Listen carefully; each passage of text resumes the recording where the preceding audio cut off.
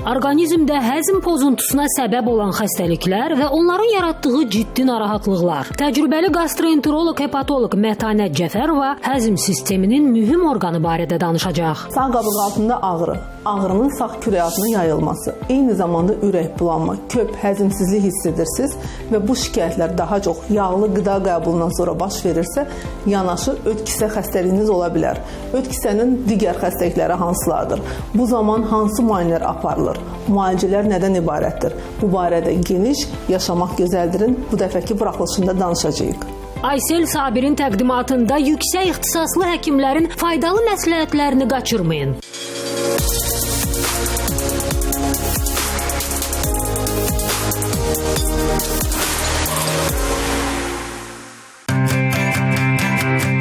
Gastroenteroloq, hepatoloq Mətanət Cəfərova 2001-2007-ci illərdə Azərbaycan Tibb Universitetinin Müalicə İşi Fakültəsində təhsil alıb. 2007-2008-ci illərdə Akademik Mirqasımov adına Respublika Klinik Xəstəxanasında internatura keçib. 2014-cü ildə Türkiyədə İstanbul Şişli Etval Eğitim və Araşdırma Xəstəxanasında, 2016-cı ildə İzmir şəhəri Ege Universitetinin Tibb Fakültəsində gastroenterologiya və hepatologiya üzrə təhsilini davam etdirib, sertifikat və şəhadətnamələrə layiq görülüb. 2016-cı ildən Avropa və Asiya Qaraciyər Araşdırmaları Dərnəyinin həqiqi üzvüdür. Virus hepatitləri, qaraciyər piylənməsi, mədə və mədə-altı vəzi xəstəlikləri, öd kisəsi problemləri, nazik və yoğun bağırsaq, qurd xəstəlikləri, qəbzlik, ishal, sidik yolları xəstəliklərinin müalicəsi ilə məşğuldur.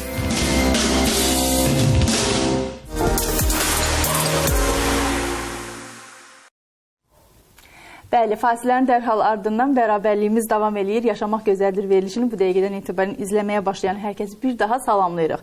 Artıq verilişimizin ikinci hissəsində Fundos Hospitaldan Mətanət Cəfərova qonağımızdır.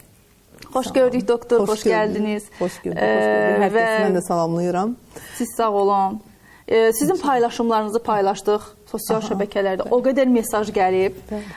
Üzrlü hesab edin. Mən mesajlarınızı cavablandıra bilmirəm. Hər dəfə deyirəm, çox xahiş edirəm. Suallarınızı birbaşa doktora ünvanlayın. Bilmirəm, TikTokda yoxsuz deyəsən doktor. TikTokda varıq.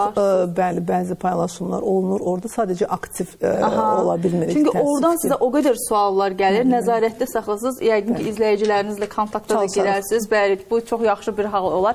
Mən vurğuluyum, əziz izləyicilərimiz. Bilirsiniz ki, Mətanət xanım həzm sistemi və qaraciyər xəstəliklərinin müalicəsini, müayinəsini yüksək səviyyədə həyata keçirir.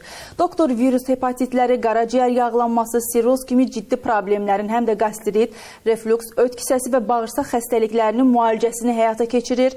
Əgər siz də həzm sistemi ilə bağlı narahatlıq yaşayırsınızsa, bugün elə mövzumuz məsələ bununla bağlıdır. Diqqətinizə çatdırın. Belə ki, öd kisəsi və onun xəstəlikləri haqqında müzakirəmiz olacaq. Müraciət edə biləcəyiniz ünvanlardan biridir. Doktorumuz Funda Hospitalda çalışır. Bir daha xatırlatma edirəm. Əlaqə nömrəsi 055 581 34 81 nömrəsidir. Doktor Mətanət Cəfərova səhifəsindən izləyə bilərsiniz. Və bir nüansı da vurğuluyum. Hər zaman doktorumuz bölgələrdə aksiyasını davam etdirir. Hər zaman deyir, bu bir aksiyadır sizin üçün. Uzaq yolu yaxın edir ki, vaxtında müraciət edib, sadaladığımız problemlərdən əziyyət çəkirsinizsə, dəqiq şəkildə müayinədən keçəsiniz. Bunun üçün 19 aprel tarixində Ankara Medikal Klinikdə Gəncə şəhəri Atatürk prospekti 264-də doktor pasiyentlərini qəbul edir. Eyni zamanda 3 may tarixində Lapstyle Hospitalda Zaqatala şəhərində Vidadi küçəsi 34 ünvanında və 10 may tarixində İstanbul Genetik Klinikasında Sabirabadda, Sabirabad şəhəri Heydər Əliyev prospekti 132 Asan xidmətin yanında yenə də pasiyentlərini qəbul edir. Yazılmaq üçün doktor elə sizin iş nömrənizə yazsınlar. 055 581 34 81. Verilişin irəliləyən dəqiqələrində bir də xatırlatma edəcəm sizin üçün. Öd kisəsi problemindən danışırıqsa, öd kisəsinin ümumiyyətlə orqanizmdə əsas funksiyası nədir? Bunu izləyicilərimizə bir xatırlatma edək və niyə bu qədər vacibdir bizim üçün? Öd kisə özü bizim üçün həzmdə olan vacib orqanlardan biridir. Biz mədə-bağırsaq orqanları deyəndə burada mədə və bağırsaqları əslində nəzərdə tutmur. O bura aiddir. Həm qaraciyərimiz, həm öd kisəmiz, həm mədə-altı vəzimiz. Öd kisə bizim üçün xüsusən yağlı qidanın həzmində çox vacib rol oynayır. Normalda qaraciyərdə yaranan öd gəlir, öd kisədə depolanır və bu öd kisənin əsas funksiyası qaraciyərdən yaranmış ödün depolanmasıdır ki, biz yağlı qida qəbul edərkən artıq öd kisədə depolanmış öd 12 barmaq bağırsağa atılır və oradakı qidanın parçalanmasında iştirak edir. Yəni əsas bizim bildiyimiz funksiya budur. Və öd kisənin bir çox xəstəlikləri var ki, bu xəstəliklər zamanı bəzən öd kisə öz fəaliyyətini lazımı qədər görə bilmir. Xüsusən hədsiz çox daşlar yaranarsa, bu daşlar nə qədər çox sayılıdır və xırda ölçülüdürsə, bunlar təhlükəli ola bilir və çünki bu zaman hər hansı bir o xırda daşın biri ümumi öd axarına atıla bilir və ciddi fəsadlar verə bilir, pankreatit verə bilir. Yəni bu belə öd kisələr olanda hansı ki çox sayılı daşlarla olur, bunlar biraz təhlükəli öd kisə artıq bizim üçün xeyirdən çox daha çox ziyan verə biləcək bir öd kisə olur. Və hansı xəstəliklər var? Kəskin xolesistitlər, eləcə də öd kisədə poliplər. Bu günləri bundan danışacaq. Və bir çoxlarının bilmədiyi və populyasiyada, ümumi əhali arasında daha çox yayılan öd kisə xəstəliyi öd yollarının diskineziyası ki, hansı ki bu öd yollarının diskineziyası pasientlərin çoxusuna tanış deyil. Amma insanların çoxunda bu var. Yəni əsasən şikayətlərin çoxusu da öd yollarının diskineziyasından qaynaqlanır. Heç də hər zaman öd daşından qaynaqlanmır və yaxud ödümdə çöküntü var, ay doktor, ödüm daşır, ödüm yaxşı fəaliyyət göstərmir. Ödümdə qatılaşma var, mən istəyirəm ödümü yuduzdurum və s. Yəni bu hallara bəzən heç gərək belə qalmır və əslində altda yatan səbəb heç öddə qatılaşma deyil də öd yollarının diskineziyası dediyimiz haldır. Öd yollarının diskineziyası nədir? Öd yolları, yəni öd axarlarında baş verən spazmlar. Yəni normalda öd axarlarında özünün bir çalışma ritmi var. Bax o ritmdən kənara çıxmalar bizdə əsas şikayətlərin səbəbi olur. Yəni bu şikayətlər nələr olur daha çox? Ürək bulanma, ağızda acılıq.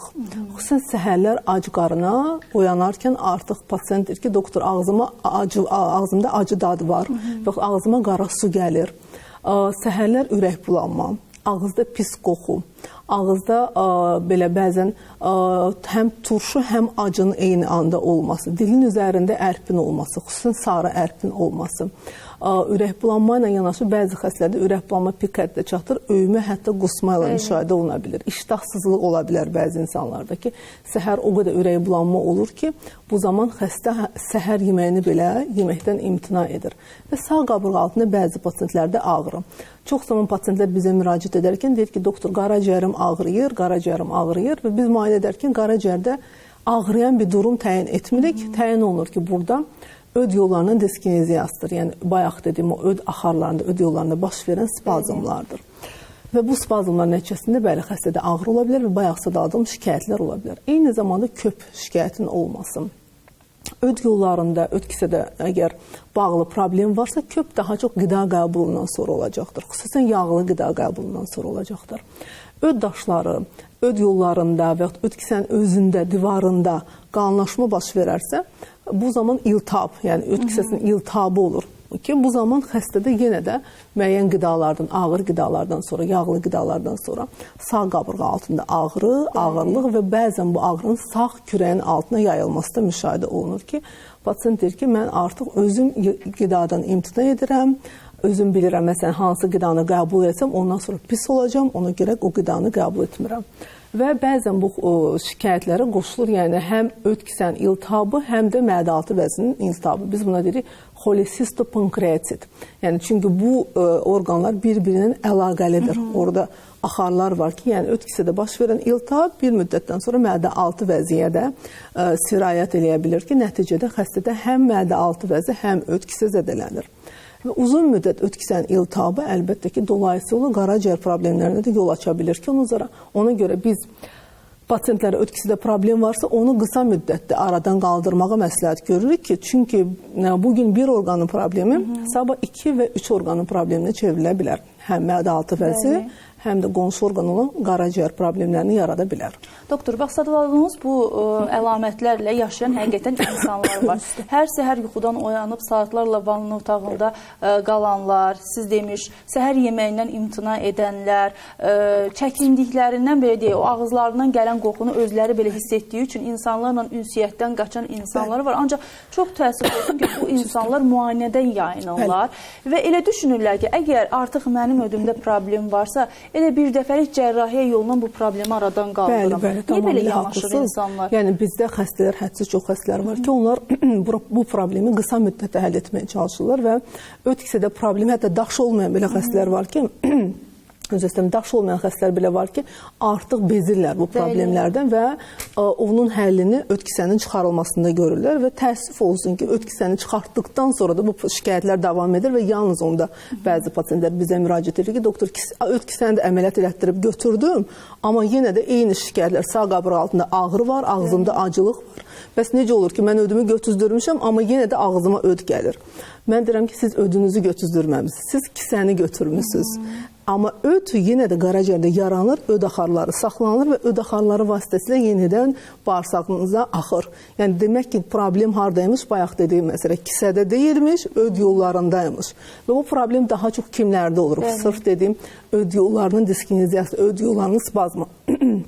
Daha çox sinir sistemində problem olanlarda, emosional insanlarda, panik atağı olanlarda, nevrozlarda, həyəcanlı insanlarda öd yollarının diskineziyası halını daha çox görürük. Birbaşa psixologiya ilə əlaqəlidir. Bəli, birbaşa yəni bizim sinir sistemimizlə əlaqəlidir. Çünki normada biz qida qəbulundan sonra öd kisə yığılmalıdır, açılmalıdır, içindəki ödü boşaltmalıdır 12 barma bağırsağa. Amma bu problemli olan insanlarda bu kisə qida qəbulunun aslı olmadan kisənin yığılıb açılması sanki o ritmdən çıxır. Yəni müxtəlif vaxtlarda qida qəbulu olmadan belə kisə yığılıb açıla bilər. Nəticədə boş 12 barma bağırsağa öd tökülür və oradan da geriyə, demək, mədəyə atılır. Biz buna qələvi reflüks deyirik. Yəni ödün öd reflüksı və yaxud deyirik ki, ödün geriyə atılması. Bu yəni xəstələrdə yanaşı artıq reflüks xəstəliyi də başlayır ki, davamlı qıcıqırma, bayaq dediyim kimi ağza qara suyun gəlməsi artıq bu yolların funksiyasının pozulmasının xəbərçisidir. Amma vaxtında müraciət etsələr, müalicə ilə aradan qaldırmaq çox rahat. Yəni o kisənin əməliyyat olunmasına gərək qalmır. Orqanını qorumuş oluruq və nəticədə xəstənin həyat keyfiyyəti artır. Çünki belə xəstələr, yəni əgər işləyirlərsə, işdə çox narahat olurlar. Hər hansı bir məclisə gedə bilmirlər. Bir müddətdən sonra bayaq dediyim kimi başqa şikayətlər bura qoşulur. Hətta ödün funksiyasının normal olmaması bağırsaq funksiyalarını pozur. Həm mədəyə reflüksu artırır, qələvi reflüksu, öd reflüksünü, həm də bağırsağa, yəni bağırsağa normal tökülməməsi, ödün vaxtında tökülməməsi də demək xəstələrdə həzmsizlik yarada bilir, ishal yarada bilir və qəbizlik, daha çox öd funksiyasının pozulması pasiyentdə qəbizlik yaradır. Və xəstəyə ehtiyac olan göstərişi əsasən dərman preparatı verib ödün funksiyasını bərpa etdikdən sonra xəstənin qəbizlik əleyhinə dərmanla yox da sırf öd demək funksiyasını bərpa etdikdən sonra verilən dərmandan sonra xəstənin qəbizlik problemi aradan qalxır. Yəni bu qəbizlik problemi hər zaman bağırsaqdan qaynaqlanmaz. Bəzən adi demək bizim öd kisəmizin xəstəliklərindən də qaynaqlana bilir.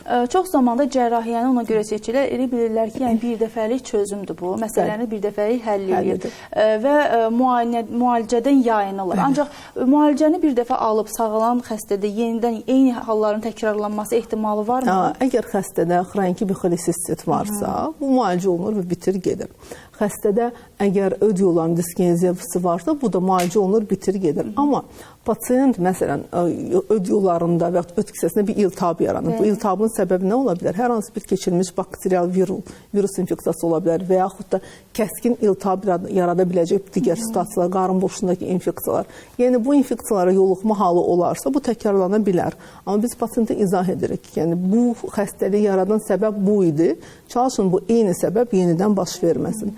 Və yaxud öd daşları varsa, o da iltihab törədə bilir. Bəzi pasiyentlərdə, hər xəstədə yox, öd daşı problemi olanlarda biz əlbəttə ki, bunun götürülməsini məsləhət görürük, amma bu individualdır, hər xəstə üçün deyil. yenə də deyirəm, bu xəstələrə fərdi yanaşırıq. Burada daşın ölçüsündən yox, daşın ölçüsü yanaşı, daşın belə deyim, o deyirlər lal daşdırmı, yoxsa hərəkətli daşdırmı o rol oynayır və bəzən olur ki, öd daşlarında xolesterin tərkibi daşlar olur. Bunlara biz yumuşaq daşlar deyirik. Bunlar hətta cərrahi müalicə olmadan, müalicə ilə belə aradan qalxa bilir. Yetər ki, o daşın strukturunu biz təyin edə bilək ki, artıq ultrases müalicəsində görünür də pozitivliyinə görə. Bunlar yumuşaq daşlardır, orada müalicə təyin olunur. Müalicədən sonra 3-6 aydan sonra nəzarət olunur. Bəzən bu daşlar əriyən daşlar olur. Amma digər daşlar, hansı ki, bunlar yumuşaq daşlar deyil, onlar əriməz və heç bir daş əridən müalicə gərəkdirməz.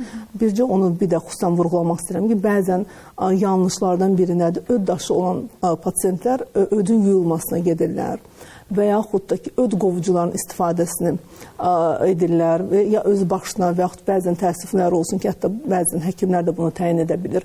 Nə təbii öd qovucular, müxtəlif dəmləmələr, nə də dərman preparatları, öd qovucular, öd daşı olan xəstələrə qətiyyən olmaz. Çünki bu ciddi fəsadlar doğura bilər. Doktor, mən istəyirəm bir daha aksiyamızla bağlı izləyicilərimizə xatırlatma edim. Bilirsiniz, əziz izləyicilərimiz, Mətanət Cəfərova pasiyent qəbul edəcək yaxın tarixlərdə. Ümumiyyətlə, doktorumuz həftə içi Fund Hospitalda pasiyentlərini qəbul edir bu öz yerində. Əlaqə nömrəsi 055-581-34-81 yazılıb qeydiyyatdan keçə bilərsiniz. Ekranda da yalnız və yalnız doktorun elə öz nömrəsini görürsünüz. Yazılmaq üçün, suallarınızı ünvanlamaq üçün və təbii ki, sosial şəbəkə hesabından da doktora yaza bilərsiniz. Çünki insanlar var ki, hələ də sosial şəbəkə vasitəsilə doktorlarla əlaqə saxlanmağı sevirlər. Ona görə biz hər iki şansı sizə veririk. Yerdə qaldı ki, doktor, hansı tarixlərdə bölgələrimizdə olacaq, hansı bölgələrdə olacaq, sizə yaxın ünvana gəlir və nəinki elə Gəncə, Zaqatala və Sabirabad sakinləri, elə bu bölgələrə yaxın olan digər vətəndaşlar da müraciət edib müayinədən keçə bilərlər. 19 aprel tarixində Mətanət Cəfərova Ankara Medikal Klinikdə Gəncə şəhərində Atatürk prospekti 264 ünvanında pasiyentlərini qəbul edəcək. Bu aksiyada yaxından iştirak edə bilərsiniz. Dərindən müayinə olunub, müalicə yoluna elə Mətanət Cəfərova ilə başlaya bilərsiniz. 3 may tarixində isə Lapstyle Hospitalda Zaqatala şəhərində Vidadi küçəsi 34 ünvanında Mətanət Cəfərova yenə də aksiya həyata keçirir pasiyentləri üçün. Sizi gözləyir. Yəni gözləmək də belə deyim, gələcəksiniz, orada insan çox olacaq. Təəssüflənəcəksiniz ki, niyə vaxtında mən də zəng vurub qeydiyyatdan keçmədim. Bunun üçün yenə də doktorun iş nömrəsinə mütləq şəkildə yazın ki, sizə bir vaxt ayrılsın. Və əlavə olaraq artıq 10 may tarixində İstanbul Genetik Klinikasında Sabirabadda, əziz Sabirabadlılar və Sabirabada yaxın ərazidə yaşayan sakinlər Heydər Əliyev prospekti 132 ünvanında daha asan tapmağınız üçün asan xidmətin ilə yanında müraciət edə bilərsiniz, dərindən müayinə oluna bilərsiniz. Bir daha vurğulayıram, doktor virus hepatitləri, qaraciyər yağlanması, sirroz kimi ciddi problemlərin, eyni zamanda qastrit, reflüks, öd kisəsi və bağırsaq xəstəliklərinin müalicəsini, müayinəsini peşəkarcasına həyata keçirir. Uzun illər iş təcrübəsinə malikdir. Ümumiyyətlə, Mətanət Cəfərovanı belə deyək də tanımayan, düşünürəm ki, pasiyent yoxdur. Və sizə yaxın ünvanlarda elə siz də öz müayinənizi doktor vasitəsilə həyata keçirə bilərsiniz. Bir daha vurğulayıram, 055-581-34-81 nömrəsi vasitəsilə qeydiyyatdan keçin. Doktor, istərdim son dəqiqələrimizi də dəyərləndirək, polipdən danışaq. Çünki insanları çox həyəcanlandırır, qorxudur. Mənim özümün də bu yaxınlarda başıma gəldi. Anamı müayinə apardım, belə deyək də sürprizlə qarşılaşdıq. Doktor dedi ki, ödündə polip var, ancaq tamamilə başqa bir şey bilirdik. Bəli. Poliplər, öd kisəsi poliplərindən danışırıq. Əlbəttə ki, öd kisə polipləri təsadüfən diaqnostika olunur ultrases müayinəsi vasitəsilə və adətən bir şikayət verməz. Poliplərin ölçüsü çox önəmlidir və sayı çox önəmlidir. Bu yaxınlarda mənə bir pasiyent müraciət eləmişdi. Öd kisəsini götürdüyünü vurğulayır. Biz pasiyentdən soruşuruq daha öncə hansı əməliyyatlar keçirib və mən soruşuram, niyə görə götürdünüz öd kisəsini? Dedi, polipim var idi və daha öncəki müayinəsini göstərərkən ultrases müayinəsini görürük ki, 3 mm bir polip olub və bir 3 mm polipə görə pasiyent bütünlükdə öd kisəsini götürüb. Bu tamamilə yanlışdır. Hansı poliplər nə zaman təhlükəlidir? 5 mm qədər olan poliplər öd kisəsinə tamamilə təhlükəsizdir. 5 mm-dən 1 sm-ə qədər olan poliplər ciddi nəzarətlə kontrolda saxlanılmalıdır. Yalnız 1 sm-dən böyük poliplər bəli, təhlükə yarada bilər. Yəni sual altında onu da yenə də dəqiqləşdirmək lazımdır. 1 sm-in altında poliplərə görə ötkisəni götürmək lazımdır. Əgər onların sayı 1, 2, 3-ə qədərdirsə. Və tutaq ki, pasient müayinə keçdi, məsələn sizin analiz kimi, orada 1, 2 və yaxud polip aşkarlandı. Birinin ölçüsü 3 mm, digərinin 5 və yaxud 7 mm-dir. Nə məsləhət görürük? Əlbəttə poliplərə dərman müalicəsi yazılmaz. Pasient məsələn deyir ki, doktor, hələlik müalicə yazın, sonra bir də baxarıq. Deyirəm ki, xeyr. Burada müalicə bütün dünyada belədir.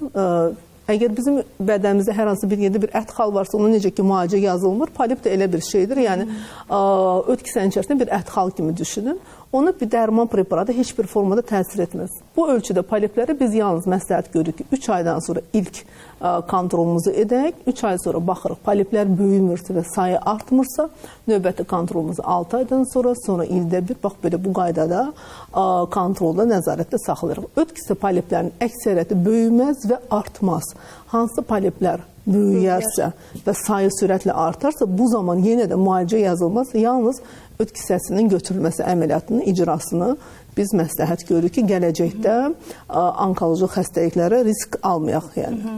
Yəni ən belə deyək də qorxu nüansı vaxtında və zamanda müdaxilə olunması yenə də onkoloji problemə gedib çıxa bilər. Hər öd kisə polipi deyil. Əksəriyyəti heç bir təhlükəsi yoxdur. Necə ki, bizim bədənimizdə müəyyən ət xalları var və ömrümüzün axırına qədər onlar bizlə qalır. Eləcə də o öd kisə polipləri ömrümüzün axırına qədər bizlə qalıb heç bir təhlükə törədə bilməz. Amma hansı ət xalımız ki, böyüyür və sayı artır, ətrafında bir neçə xallar yaradır, demək ki, orada bir problem var. Yəni, bu xalı nə edirlər? Xaricdə olduğuna görə biopsi edirlər o xalı. Amma öd kisədən biopsi almağımız mümkün deyil, öd kisə poliplərindən. Biopsal dəyərləndirirlər və orada onkoloji bir təhlükə varsa o xalı götürürlər. Sadəcə öd kisənin içərisində müdaxilə etmək mümkün olmadığına görə böyüyən, sürətlə böyüyən poliplər və sayı artan poliplər tamamən öd kisə götürülərək həll olmalıdır ki, orada risk almayaq. Amma poliplərin əksəriyyəti böyüməz, bu poliplər nəzarət altında saxlanmalıdır. O nəzarət hansı planla, hansı formada, hansı sxemlə olmalıdır, onu yalnız həkim təyin edəcəkdir. Hər kəs üçün fərdi. Burada yenə deyirəm, polipin ölçüsü və polipin sayı çox önəmlidir. Bəli. Bir də çox üzr istəyirəm, burada anamnez, yəni irsi faktorda nəzərə alınmalıdır. Doktorun dediyində böyük bir həqiqət var. Kiminsə müayinəsi ilə və yaxud müalicəsi ilə heç zaman yola çıxmayın, yola davam etməyin. Sizdə tamamilə başqa bir şey ola bilər, həmin qarşı tərəfdə tamamilə başqa bir şey. Doktor, təşəkkürümü bildirirəm. Funda Hospitalda Mətanət Cəfərova bugün Yaşamaq Gözəldir verilişində qonaq idi. Ətraflı şəkildə verilişimizdə mövzunu müzakirə etdik. Düşünürəm, maraqlı bir müzakirə oldu. Bir daha vurğulayıram. Əlaqə nömrəsi 055 581 34 81. Vaxtında və zamanda yazılın. Ümumiyyətlə, hansı bölgədə olacaq, nə vaxt olacaq, harada qəbul keçirilir, mütəmadi olaraq çalışın ki, doktorunuzla əlaqədə olasınız. Bizə ayrılan efir vaxtı yekunlaşdı, əziz izləyicilərimiz. Gələn həftənin bazar ertəsi görüşmək ümidi ilə hələlik.